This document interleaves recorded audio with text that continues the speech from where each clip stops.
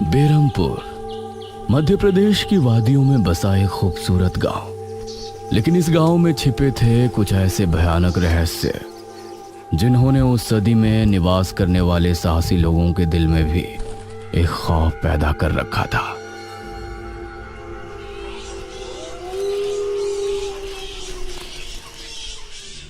आज तो बहुत दिनों के बाद मित्रों से मिलना हो रहा है, बहुत आनंद आएगा। अरे मदन, कहाँ जा रहा है इस समय? पिताजी, मेरे मित्रों से इतने दिनों बाद मिलना हो रहा है। वो सुबह होने पर वापस नगर चले जाएंगे। अरे तुझे पता नहीं क्या, आज शनिवार की रात है।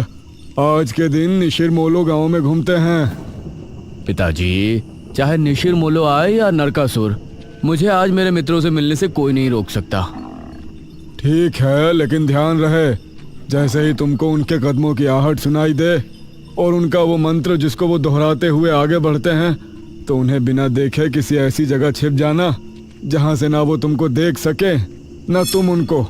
और जब तक उनकी आवाज आना बंद ना हो जाए उनके सामने नहीं आना।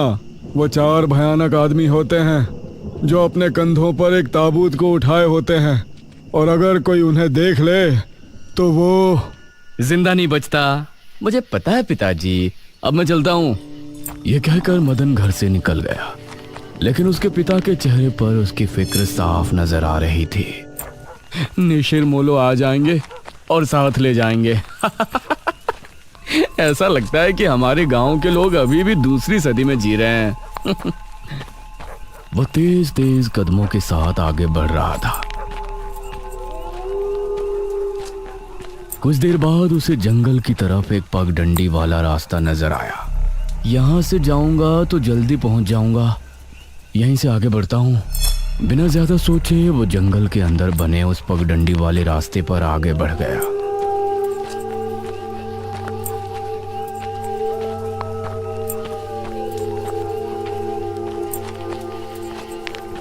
आज तो बहुत मजा आने वाला है, मिलकर खूब मदिरा पान भी करेंगे। तभी उसे भारी कदमों की आहटों के साथ कुछ आवाजें सुनाई देने लगी। इन आहटों और आवाजों को सुनकर वह एकदम से चौंक पड़ा और उसकी आंखें डर से बड़ी हो गईं। हे भगवान! वो जल्दी से झाड़ियों की तरफ भागा और उनमें छिपकर बैठ गया। वो झाड़ियों की ऊंट में बैठा लंबी लंबी सांस ले रहा था। वो आवाजें अब और ज्यादा साफ होने लगी थी। उसे यकीन था कि अब वो लोग उसके करीब ही आ रहे हैं। उसने धीरे धीरे छिपकर अपनी एक आंख से उनको देखा और वो हैरान रह गया।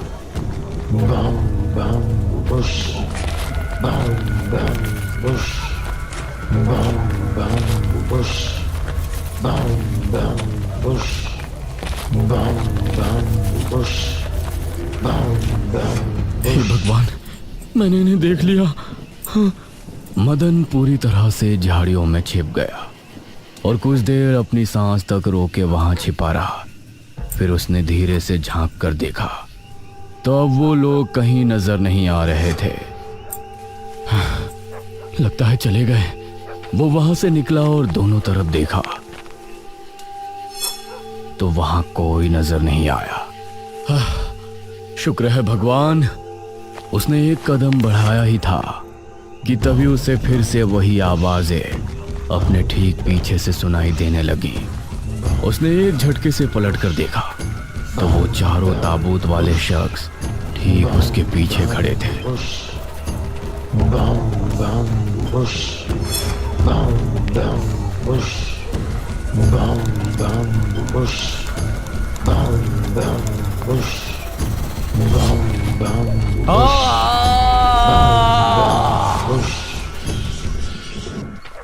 इस तरफ जब देर रात भी मदन वापस नहीं लौटा तो उसके पिता को उसकी चिंता होने लगी।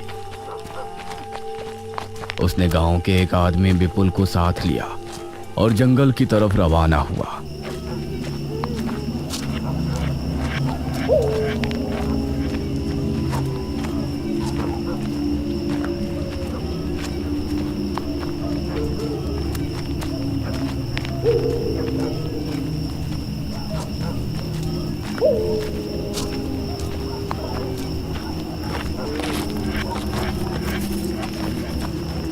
काफी देर बाद एक बरगद के पेड़ के पास जाकर उनके कदम रुक गए और आंखें खौफ से फट पड़ी। उन्होंने मदन को रहस्यमयी परिस्थिति में पाया। उसके चेहरे पर डर और आंखों में खौफ ऐसा नजर आ रहा था कि जैसे उसने हादसे से पहले बहुत ही भयानक मंजर देखा हो। मदन! 400 साल बाद अंधेरा जंगल, सुनसान रास्ता, चारों तरफ सिर्फ पेड़ पौधे और कोहरा। मेघना उनके बीच अकेली खड़ी थी। कोई है? क्या यहाँ कोई है? उसने कुछ कदम आगे बढ़ाए। उसके सवाल का कोई जवाब तो उसे नहीं मिला, लेकिन कुछ टपकने की टप टप की आवाज अब उसे बराबर आ रही थी। मैं यहाँ क्या कर रही हूँ? कौन लाया है मुझे यहाँ पर? वो खुद को वहां पाकर बहुत परेशान थी। तभी उसने देखा कि कोई चीज उड़ती हुई उसी की तरफ आ रही है। वो उसे हैरानी से देखने लगी। पास आने पर पता चला कि वो कोई विशालकाय भयानक पक्षी था। बचाओ! मेघना उससे बुरी तरह से डरकर भागने लगी और वो उसका पीछा कर रहा था। मेघना ने उसे पीछे पलटकर देखा तो वो उसको पकड़ने ही वाला था, लेकिन तभी मेघना एक पेड़ से टकराई। उसने देखा कि उस पेड़ से हरे रंग का पानी टपक कर नीचे गिर रहा था। मेघना उस हरे पानी को गौर से देख रही थी। तभी अरे ओ मेघना, उठ जा यार, कब तक सोएगी? मेघना आंखें मलते हुए नींद से जागी। उसने देखा कि सुबह के 9 बज चुके थे। ओह शिट, हम तो लेट हो गए। तूने मुझे उठाया क्यों नहीं? मेघना अपनी एक पार्टनर ईशिता के साथ दिल्ली में रह रही थी, जहां वो एक लैब में काम किया करती थी। दोनों ने साथ नाश्ता किया और फिर तैयार होकर अपनी लैब के लिए निकल गई।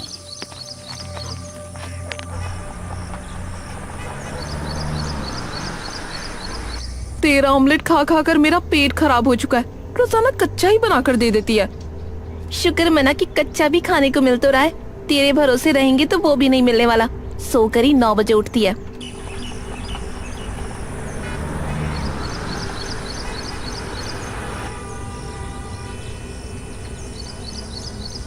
ये दोनों लैब में पहुंची और वहां जाते ही ईशिता के पास प्रोफेसर जयदेव की कॉल आई। तुम दोनों ने इस बार बहुत समय ले लिया है। जो एंटीडोट बनाने का काम तुमको दिया था वो पूरा करोगे या नहीं? प्रोफेसर साहब, बस ये समझ लीजिए कि काम होने ही वाला है। आप हमें 3 दिन का समय और दीजिए। ये कहकर उसने कॉल काट दिया। तो इतने दिनों से प्रोफेसर को घुमा रही है, आखिर तू ये एंटीडोट तैयार करेगी कैसे? ये सुनकर ईशिता ने एक किताब निकाली।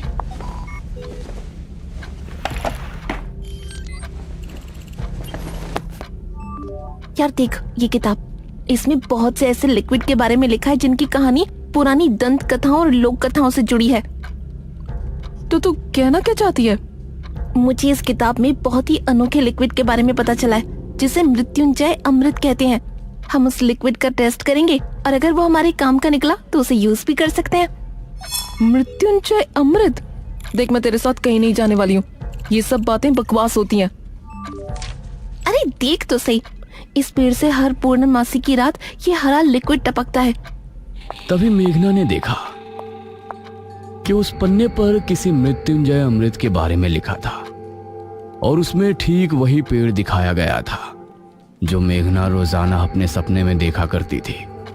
मतलब उस हरे पानी की बात ही इस किताब में लिखी थी। हे भगवान, क्यों हिला डाला ना, है ना इंटरेस्टिंग? मेघना ने कुछ सोचा और फिर जवाब दिया, हाँ तो हम दोनों कल ही बीरमपुर गांव के लिए निकलते हैं।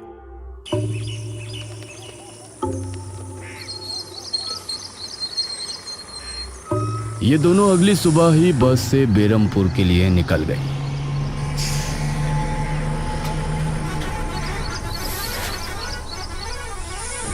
वैसे एक बात बता, तू मेरे साथ वहां जाने के लिए एक ही बार में कैसे राजी हो गई? मेघना ने सच को छिपाते हुए कहा, ऐसी अनोखी चीज देखने के बाद भला कौन नहीं होगा जो इसको देखना नहीं चाहेगा? ओहो, ये हुई ना बात। मैंने तुझे पार्टनर बनाकर कोई गलती नहीं की।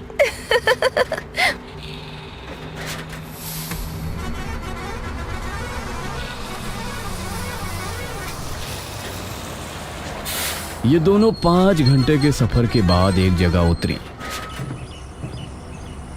इनके ठीक सामने एक बड़ा सा गेट था जिस पर नाम लिखा था बेरमपुर। इशिता और मेघना ने जैसे ही गेट के अंदर कदम रखा तो अचानक से मौसम बदला। सूरज मानो बादलों के पीछे छिप गया और एक हवा अपने साथ आंधी ले आई। अरे वाह, गांव का मौसम तो बहुत ठंडा है। इधर गांव के लोग भी अचानक बदलते मौसम को देखकर हैरान रह गए। अरे ये क्या, अभी तक तो काफी गर्मी थी, ये अचानक आंधी कहां से आ गई? मुखिया जी, लगता है बारिश भी जरूर आएगी। इधर मेघना और इशिता दोनों ही गांव की तरफ बढ़ रही थी। यार, ये गांव के लोग ठीक तो होंगे ना? गांव के लोग तो ठीक ही होते हैं, अजीब तो हम शहर वाले होते हैं। ये बात तो तूने बिल्कुल पते की कही। इशिता और मेघना दोनों गांव के चौक पर पहुंची। वहां एक कुआं भी था और वहीं मुखिया भी 2 आदमियों के साथ खड़ा था। अरे बच्चियों, तुम दोनों कौन हो? अब नमस्ते जी, मेरा नाम इशिता है और ये है मेरी दोस्त मेघना। अच्छा बेटा, वैसे हमारे गांव में किस वजह से आना हुआ? वो असल में वो अंकल, हम लोगों को अपनी स्टडी के लिए 5 गांवों के बारे में लिखना है, इसलिए हम लोग यहाँ आए हैं। इसके बाद और 4 गांवों में जाएंगे। ओह अच्छा, फिर तो ठीक है बच्चों, हम तुम्हारी जितनी हो सके उतनी मदद करेंगे। जी अंकल, क्या हमें यहाँ कुछ दिन के लिए रहने के लिए कोई घर मिलेगा किराए पर? अरे बच्चों, तुमको किराए की घर की क्या जरूरत है? तुम दोनों जब तक चाहो मेरे ही घर में रह सकती हो। ठकुराइन वैसे भी लड़कियों से बहुत प्यार करती है। जी शुक्रिया अंकल।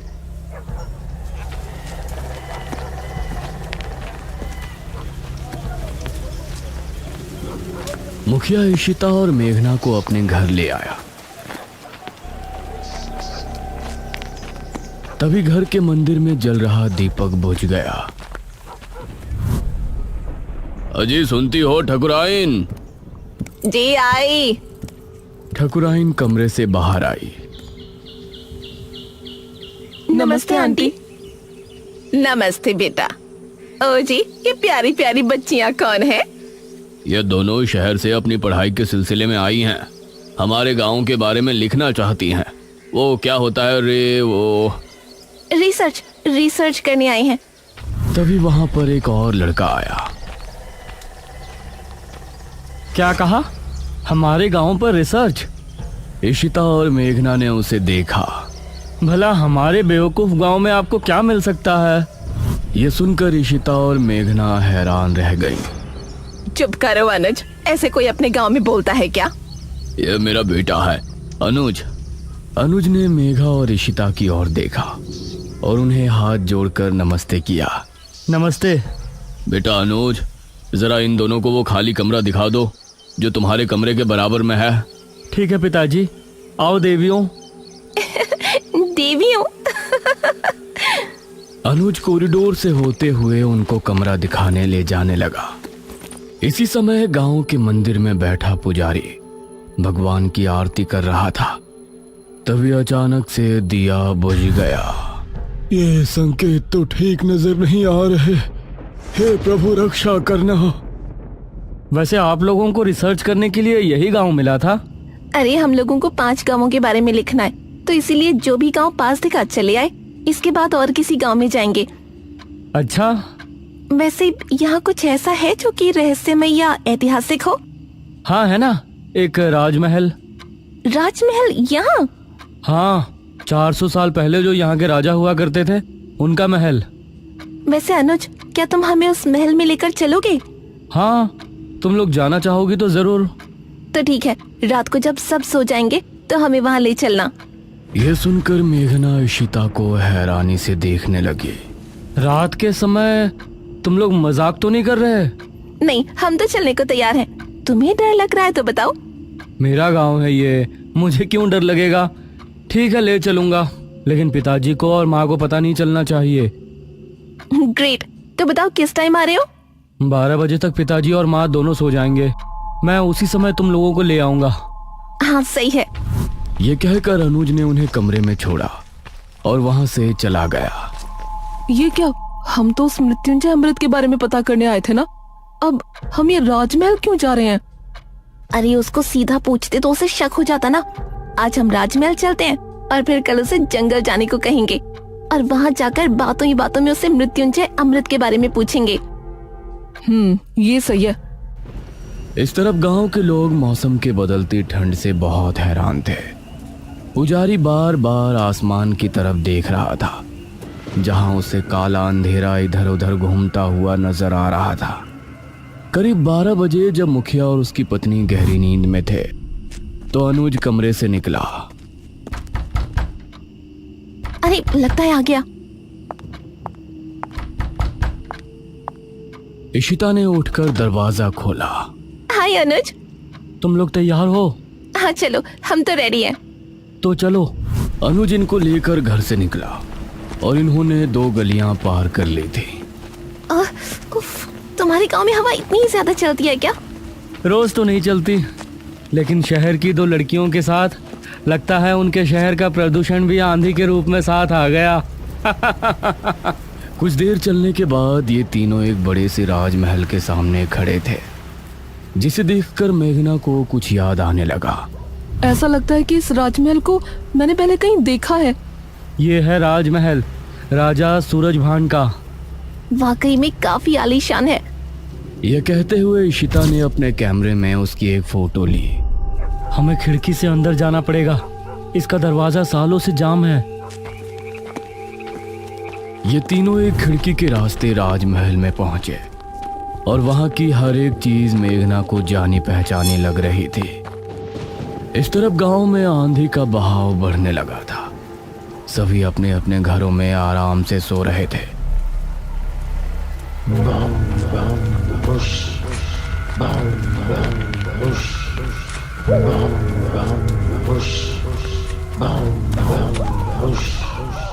अरे ये आवाज तो निशिरमोलो।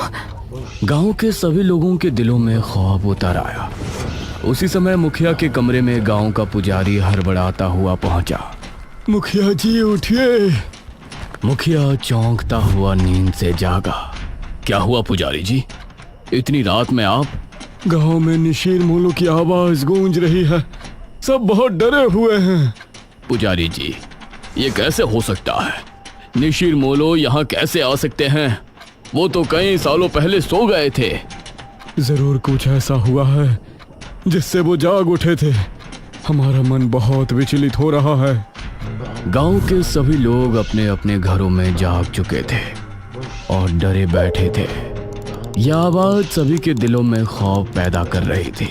मेघना, इशिता और अनुज तीनों इस बात से बेखबर राजमहल में घूम रहे थे। ये कैसी आवाज है? हाँ, मैंने भी सुनी। ऐसा लग रहा था कि कोई सिपाही भारी जूतों के साथ गलियारे में चहलकदमी कर रहा है, लेकिन दूर दूर तक कोई नजर नहीं आ रहा था। उसी समय गांव के 2 आदमी संपत और कप्ता जंगल की सरहद पर बैठे हुए जुआ खेल रहे थे। अरे संपत यार, चल घर चलते हैं, अब बहुत समय हो गया।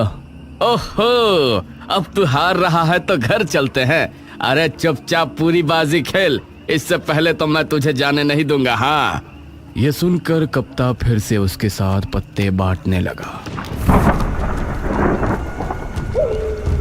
उन दोनों को यह आवाज सुनाई दी। तेज आंधी की हवाओं में उनकी आंखें बहुत मुश्किल से खुल रही थी। उन दोनों ने देखा कि सामने से 4 आदमी अपने कंधों पर एक ताबूत उठाए मंत्र पढ़ते हुए चले आ रहे हैं। संपत और कप्ता इससे पहले कुछ करते, वो चारों आकर उनके सामने रुक गए।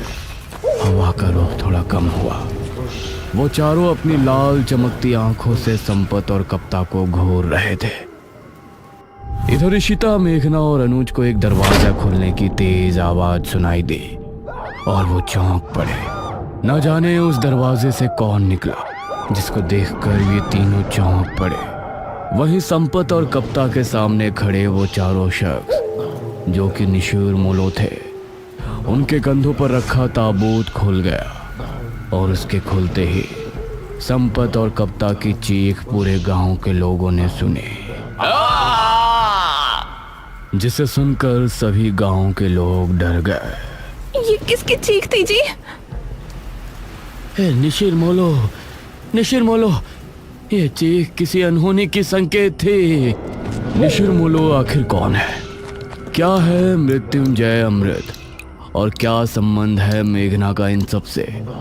इन सभी सवालों के जवाब जानने के लिए हमारे साथ जुड़े रहिए इस कहानी के अगले भाग में भी।